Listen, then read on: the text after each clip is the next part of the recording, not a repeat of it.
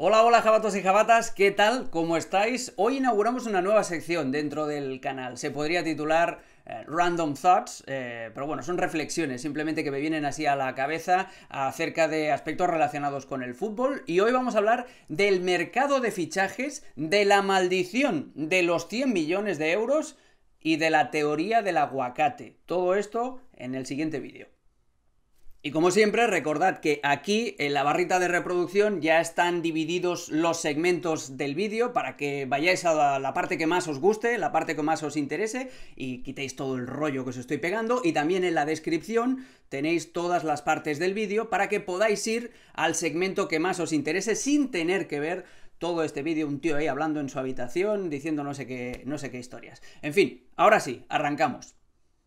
Bueno, ¿y por qué arrancamos esta sección hablando del mercado? Porque la ventana de transferencias está a punto de cerrarse, porque además ha sido la más larga y la más rara de toda la historia, y porque si os fijáis, si sacamos de la ecuación, si exceptuamos el Chelsea, que se gastó todo lo que había tenido que ahorrar por la sanción de la FIFA, y el Manchester City, que no pudo fichar a Messi, pero que continúa incorporando defensas como si no hubiera mañana, el resto de grandes clubes europeos ha tenido un gasto, en el mejor de los casos, modesto, con alguna operación también para maquillar cuentas, como el intercambio entre Arthur y Pjanic con la Juve y el Barça como protagonistas. Pero más allá de eso, pocos fichajes. Lo que está claro es que en esta ventana no se va a romper ningún récord, no vamos a ver ningún fichaje de más de 100 millones de euros. Y eso, amigos, es positivo. ¿Por qué? Porque si os fijáis, si repasamos los 10 últimos fichajes que superaron los 100 millones de euros, en el mejor de los casos, el rendimiento es, bueno, sí. Y eso en el mejor de los casos. Y eso está ligado a la teoría del aguacate, que os explico en este vídeo, pero al final. Así que, si no podéis esperar, podéis revisar la teoría del aguacate y después volvéis aquí, hacéis un moonwalk. Esto es el elige tu propia aventura en formato YouTube. Pero, entonces, sin más dilación, introduciendo esa teoría del aguacate, vamos a repasar esos fichajes millonarios que no acabaron de salir del todo bien. Acompáñenme en esta triste historia. Y arrancamos con un hombre que ha sido noticia en los últimos días por un tema que seguramente no le habrá hecho ninguna gracia. Eden Hazard, que vuelve a estar lesionado, que seguramente se perderá el clásico del día 25 ante el Barcelona, el 25 de octubre, o si llegará en un estado de forma cuestionable. El problema de Hazard es que llegó al Real Madrid hace ya un año y unos pocos meses para llenar el vacío de desborde y de goles que había dejado la marcha de Cristiano Ronaldo, pero no lo ha conseguido. Lleva una temporada, la primera temporada fue un auténtico desastre. Primero, con esos kilitos de más con los que llegó a la pretemporada, y después lesiones de tobillo que le impidieron tomar la forma y ser el tipo protagonista, el tipo que había desbordado en el Chelsea y que había jugado a un nivel maravilloso. Bueno, en la primera temporada Hazard ni rastro de eso. En la segunda volvimos a ver algún Michelin de más, algún kilito de más en el físico de Hazard en pretemporada, y ahora se vuelve a lesionar. Está claro que a Hazard se le acaba el tiempo. Si no supera esta lesión y nos da el rendimiento al que estamos acostumbrados a verlo en Stamford Bridge, tendremos que pensar que el verdadero Hazard se quedó en Londres y envió al Real Madrid a su gemelo defectuoso, porque vaya manera de despilfarrar entre 100 y 100 y pico. Váyase usted a saber lo que costó el traspaso de Hazard, porque tampoco nos lo han dejado demasiado claro las cuentas. Pero en definitiva, Hazard, que tenía que ser el hombre que tenía que revitalizar el ataque del Real Madrid y darle un poquito más de gol y ser el socio de Karim Benzema, de momento lleva una temporada y el arranque de la segunda y no carbura. La cuestión con Hazard esta segunda temporada es saber si es recuperable, si todavía hay alguna esperanza de ver al Hazard del Chelsea, o si por el contrario ya se deja ir y se convierte en un Gareth Bale segunda parte. Y ese precisamente es el segundo elemento de esta lista, Gareth Bale. Acordaos de lo que costó Gareth Bale de las que superó los 100 millones de euros en el traspaso entre el Tottenham Hotspur y el Real Madrid, del que tenía que ser el relevo, primero el socio ideal y después el relevo de Cristiano Ronaldo, y se quedó, bueno, pues por el camino. A ver, cuidado, porque los números de Hazard en el Real Madrid no son demasiado malos. Vamos a verlos aquí, que los tengo. 251 partidos, 105 goles, 68 asistencias y 16 títulos. Así, visto simplemente desde las matemáticas, dices, bueno, oye, no está nada mal, deja un buen recuerdo Gareth Bale. El problema de Gareth Bale es que solo aparecía en las fotos importantes. Gareth Bale solo aparecía desde aquella final de Copa en la que dejó tirado a Marc Bartra hasta la chilena maravillosa en Kiev. Era el hombre de las grandes fotografías, pero luego en el día a día se iba desmotivando. Era mucho más atractivo para Gareth Bale agarrar los palos de golf en una mañana de invierno en Madrid que no ponerse a entrenar. Ya sabéis el orden de prioridades de Gareth Bale. El negocio para el Real Madrid ha sido tan malo que al final, para quitárselo de encima, fijaos, de valer más de 100 millones de euros, al final lo han tenido que devolver al club de procedencia, al Tottenham, cedido y además pagando parte de la ficha. No se puede decir que la experiencia global en la contratación de Gareth Bale haya sido buena por el Real Madrid, por mucho que haya dejado esas fotitos por el camino. 2 fichajes de más de 100 millones de euros para el Real Madrid, marrameado.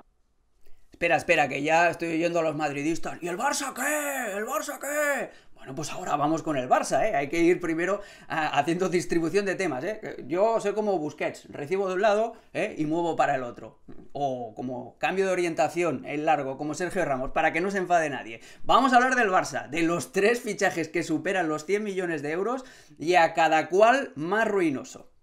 Y empezamos por Coutinho, que es el fichaje más caro en la historia del Barça. Cuando Coutinho estaba en el Liverpool, parecía que, no sé, que Andrés Iniesta y que Eden Hazard, pero el bueno, el que está viviendo en Londres todavía, habían tenido un hijo, y ese hijo era Coutinho, porque a veces parecía que estabas viendo a Iniesta cuando bajaba a recibir, cuando se convertía en un centrocampista más. A veces parecía que estabas viendo a Hazard cuando recibía el balón en la banda izquierda del Liverpool, cuando jugaba prácticamente como un extremo.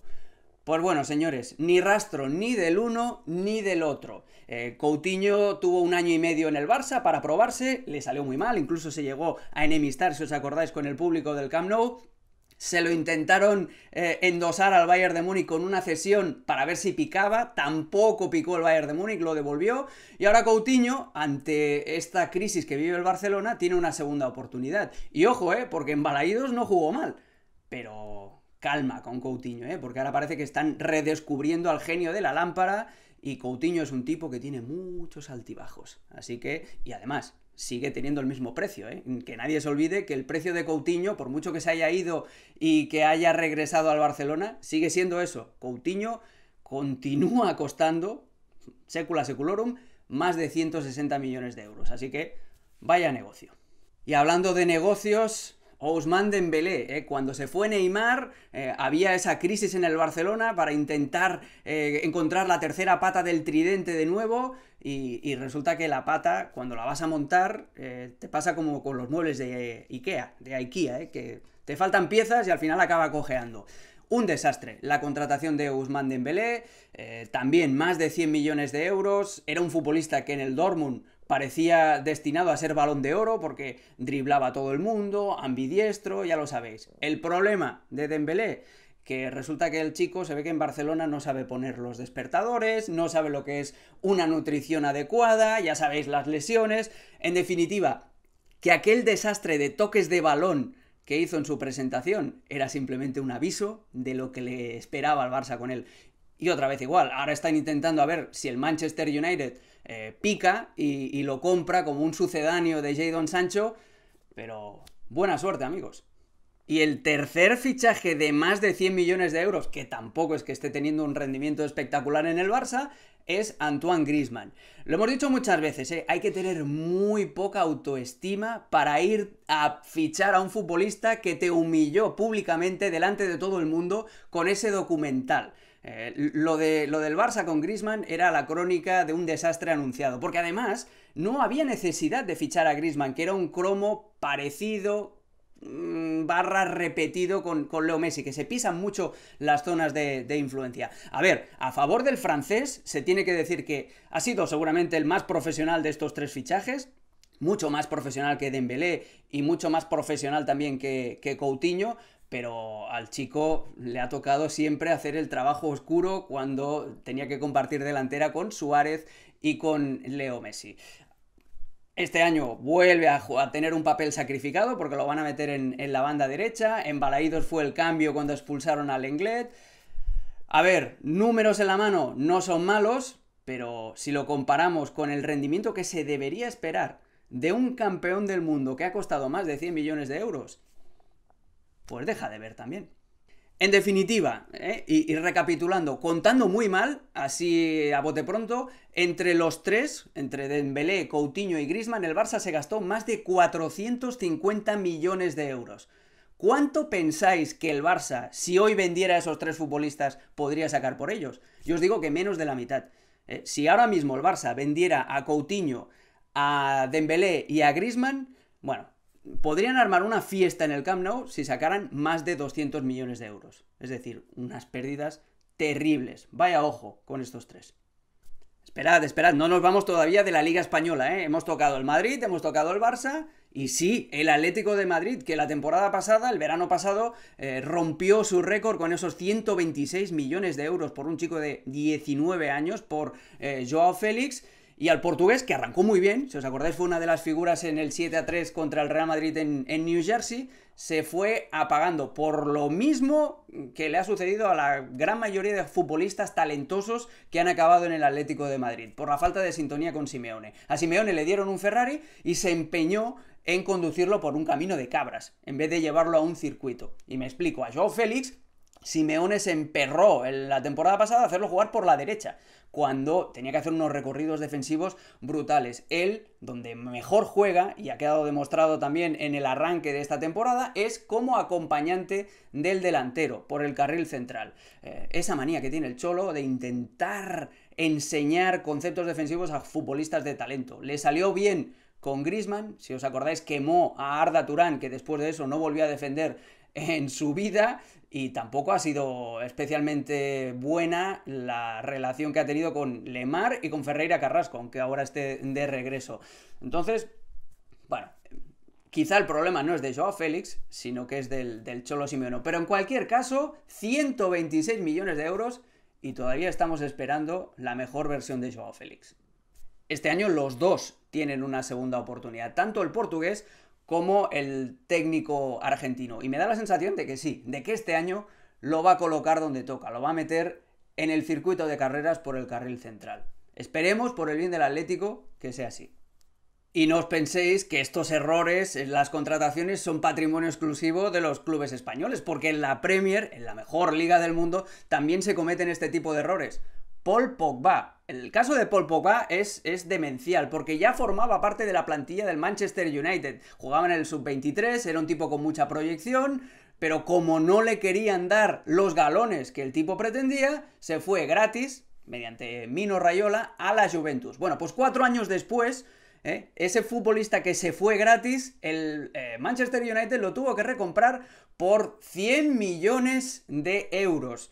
Y la verdad es que seguimos esperando la explosión de Paul Pogba, campeón del mundo con Francia, pero claro, con Kanté a su lado, a diferencia de lo que tiene en el Manchester United, y además el peligro de convertir en superestrellas a este tipo de futbolistas. El enfrentamiento que tuvo con José Mourinho, esos mensajitos en Instagram. A ver, sí, eres campeón del mundo, te comportas como una rockstar, pero la Premier League, al equipo que te paga, de momento, marramiao. Quedó a deber muchísimo Paul Pogba y además el Manchester United ahora tiene un problema. El United estaría encantado de la vida de quitarse de en medio a Paul Pogba. Lo que pasa es que perdió tanto dinero en la primera operación que ahora exige, bueno, pues que le paguen lo que esperan en el Manchester United. Y nadie ahora mismo en el mercado está para pagar 100 millones de euros por un futbolista como Paul Pogba. Es un caso muy parecido a la devaluación de Dembélé, de Coutinho y de Griezmann en el Barça.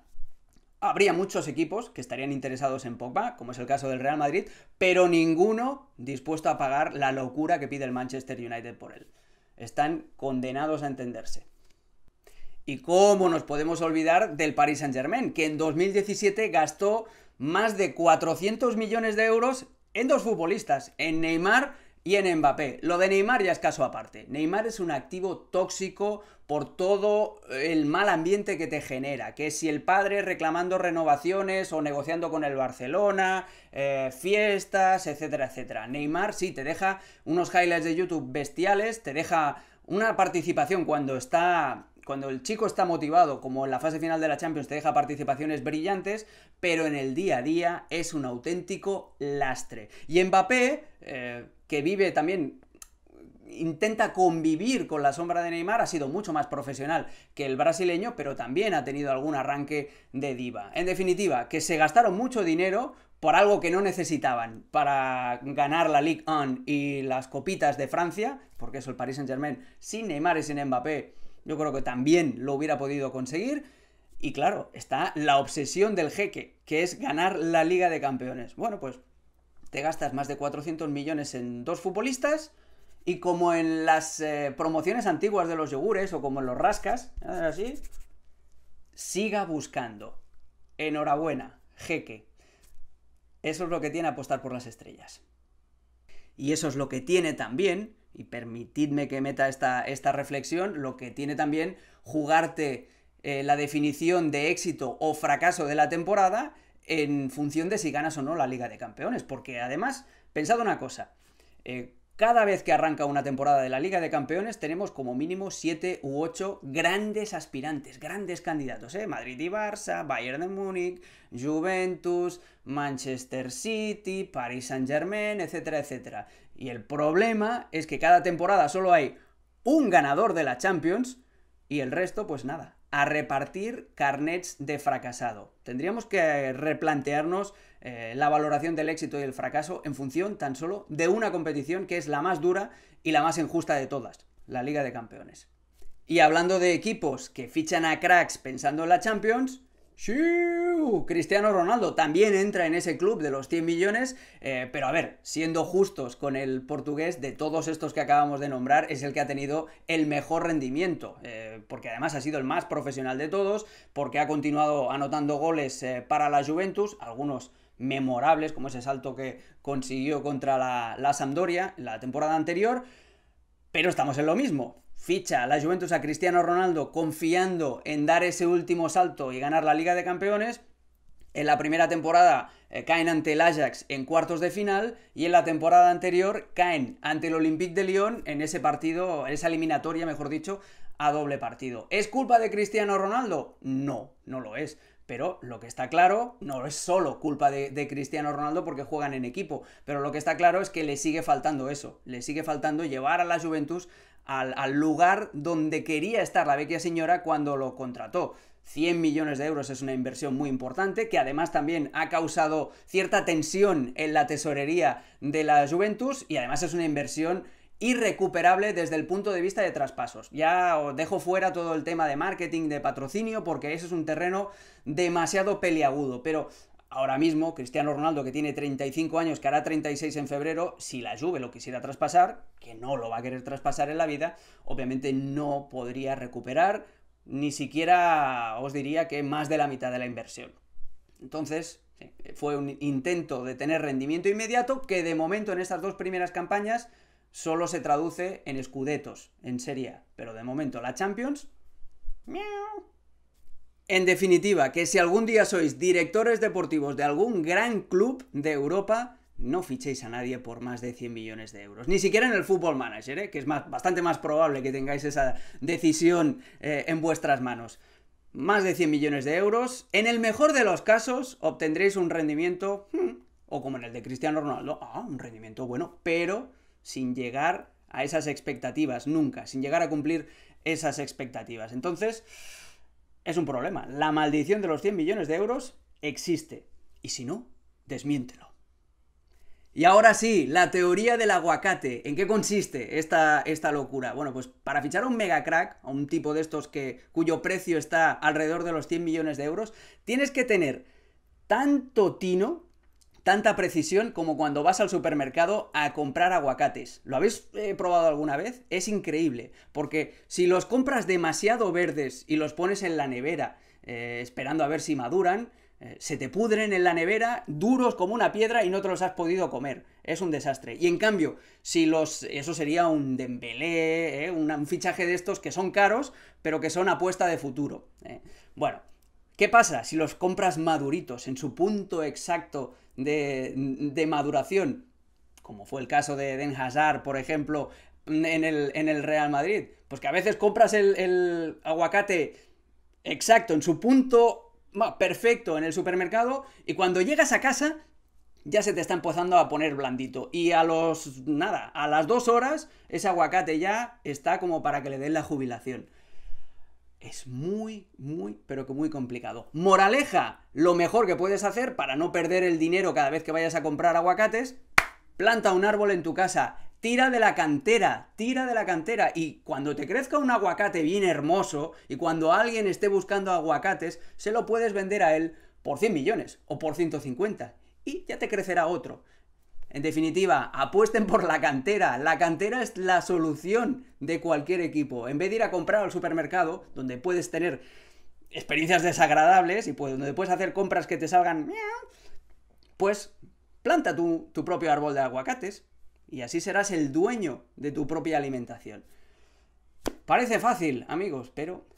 y hay otra cosa. Claro, el problema de tener tu propio huerto, de confiar en la cantera, es que las comisiones, sobre todo comisiones en fichajes tan grandes, tan millonarios, tan importantes como este club de los 100, son imposibles de conseguir. Ese es otro punto. Se hace mucho dinero con los traspasos millonarios en comisiones para agentes y para otro tipo de personal, que obviamente, si tú te dedicas simplemente a recolectar tus aguacates de tu huerto, no los tienes. Y esa puede ser una explicación.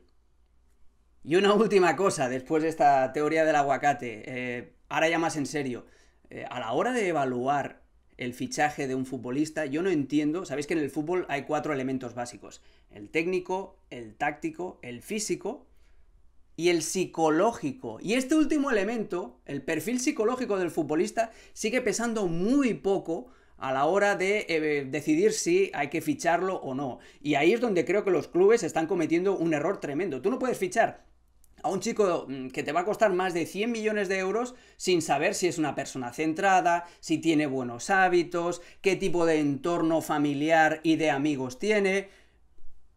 Luego, ¿qué pasa? Que te aparece un Dembélé que se queda jugando hasta las 4 de la mañana en la Play y que se queda dormido y que come en el suelo pizza y que no hace caso de los consejos nutricionales del equipo, y te sorprendes. Pues haberlo investigado antes. El factor psicológico debería pesar muchísimo más en las secretarías técnicas a la hora de decidir no solamente si un futbolista tiene buenos hábitos, si está preparado mentalmente para superar la presión. No es lo mismo jugar, con todos los respetos, en la Real Sociedad o en el Villarreal o en un equipo de gama media, por poner un ejemplo en España, que dar el salto a un grande de Europa como el Barcelona, el Real Madrid, el Manchester United, etc. Y hay muchos futbolistas que mentalmente, aunque tengan las condiciones técnicas, tácticas y físicas, que mentalmente se deshacen como un azucarillo. Pues por eso, antes de comprar el aguacate y exponerte a eso, haz un estudio de la plantación y del agricultor que cuidó a ese aguacate. Porque el factor psicológico, insisto, debería pesar mucho más en los informes definitivos de los secretarios técnicos o directores deportivos a la hora de fichar a un futbolista.